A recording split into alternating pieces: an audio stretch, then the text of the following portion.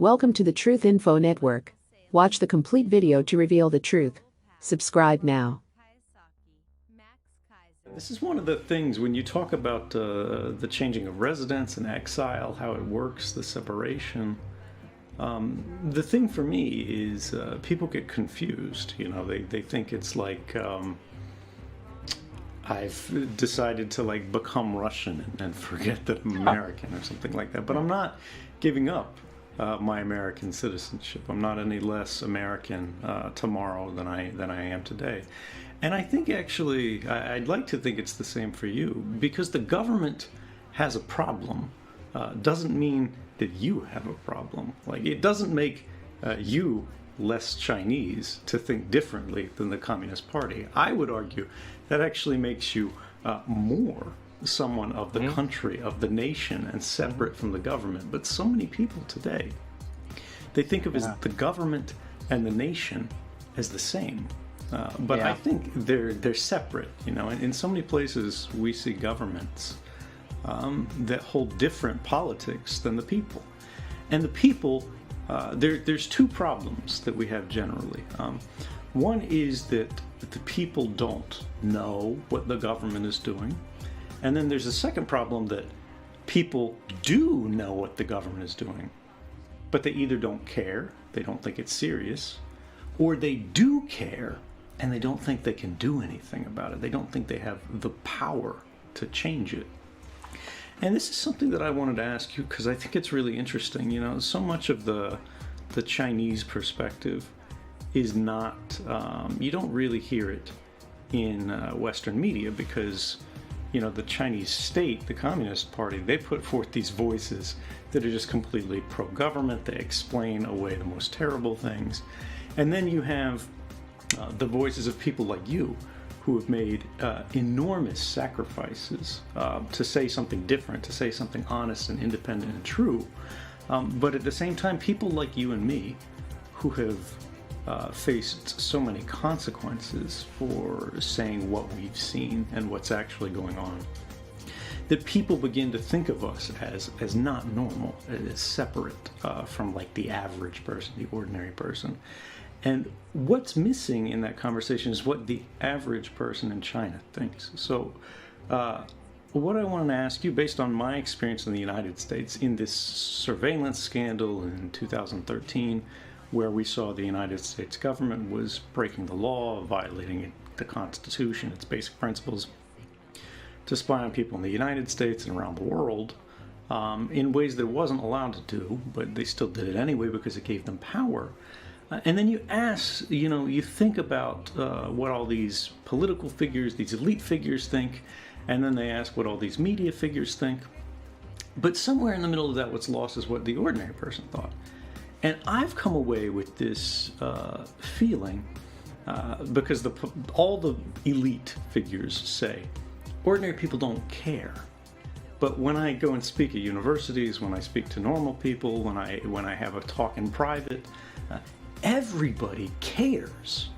The problem is they don't feel like they can change it. They feel like they don't have the power to change it because the government decides these things for them. The legislatures, even after elections, decide things for them. And our elections, where, you know, in places in the world where we have elections, are increasingly becoming not a choice of who you're for out of all these people, but who you're against. And people vote against keeping the bad guy out of office instead of putting a good guy in office.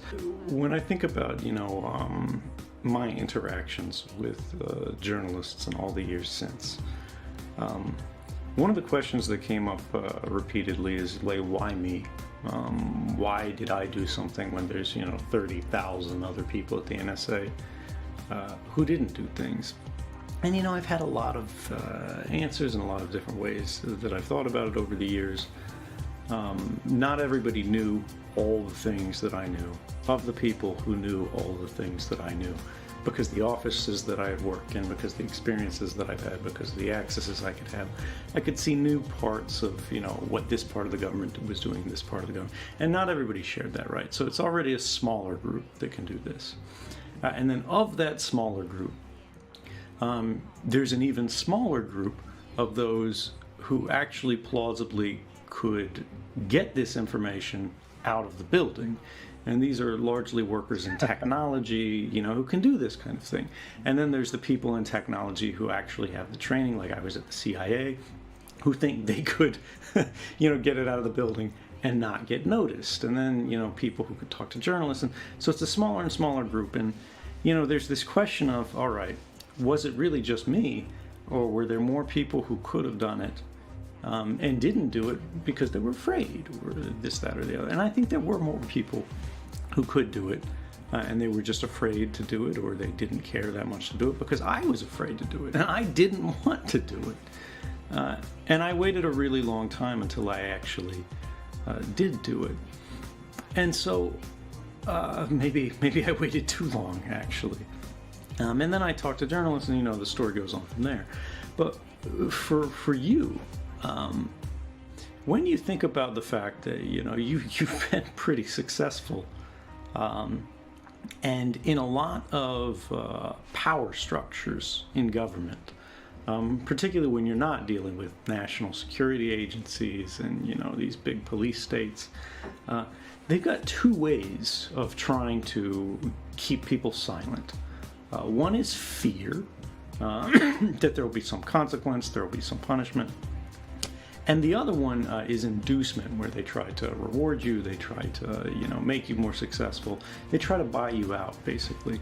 How is it that with your experience, you found the courage to not only speak against the system, but to continuously do it, to keep going? It's not about being against, communism or anything specifically. It's anti-authoritarianism. And this is something that in the United States and a lot of Western countries, I think, has actually been forgotten. Because we, whether it's on the left or the right, we're normally talking about center-left and center-right of politics. And this means, it's more of the structural, institutional, corporate left or right. They're very interested in the making of rules and the declaration of rules and the systemization of rules that they are writing, right? Whether they're on the left or the right, they all agree the government tells you what to do, you follow it. As opposed to the more traditional liberal idea, where we have the very fewest rules necessary for society to sort of continue peacefully. Now, one of the criticisms that I faced tremendously within my government, and I still face from critics, is, okay, whether or not what Snowden did was right or wrong, whether or not what the government did was right or wrong, whether what the government did was moral or immoral or legal or illegal, what Snowden did was against the law. And so there's kind of this replacement of the individual's idea of right and wrong, society's idea of right and wrong, with the rule of law. And we understand the rule of law. We think the rule of law is a good thing generally. But when the rule of law spreads so far, and the application of law, the creation of law by politics, begins to narrow what you can do so much, that now speech is against the law, even when it's saying something that the public needs to hear, should have heard. It never should have been secret in the first place. How do you think about this idea, even if there is majority support, that things can be made illegal, that maybe should not be possible to make illegal? And like, when you say anti-authoritarian, what do you mean? What are the limits of authority? What are the limits of lawmaking in a society, or should they be? And how should ordinary people who are doing everything they can within the law to dissent or object, but can't achieve anything, how should they think about this conflict, this tension? Mass surveillance and the controversy that resulted from it. We changed laws in the United States. We changed laws in Europe as a result of this reporting. Policies were changed, and it's like, okay, great.